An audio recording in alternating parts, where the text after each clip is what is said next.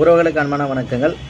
இந்த வழக்கினுடைய வாதி ஒரு பாகப்பிரிவினை வழக்கு போகிறார். அதில் என்ன சொல்கிறாருன்னா, ஏபிசி என்ற ஒரு 3 ஷெட்யூல் சொத்துக்களை காட்டுறாரு. ஏ வந்து பூர்வீக சொத்து, அதில் வருமானத்தை வச்சு தான் பிஎன்சி சொத்துக்களை வாங்கியிருக்காங்க. இப்போ என்னுடைய பாகத்தை பிரித்து தரணும்னு கேட்டேன். என் தந்தையும் சகோதரன் அதுக்கு மறுப்பு தெரிவிக்கிறாங்க அப்படின்றது இவருடைய வாதம். பிரதிவாதிகள் என்ன சொல்கிறாங்கன்னா, அவர் சம்பாதிச்ச பணத்துக்கு அவருடைய பேரில் சொத்துக்களை வாங்கி கொண்டார் வாதி. பிஎன்சி சொத்துக்கள் நாங்கள் சம்பாதிச்சு வாங்கின சொத்துக்கள், ஏ மட்டும் தான் பூர்வீக சொத்து அப்படின்றது இவங்களுடைய வாதம்.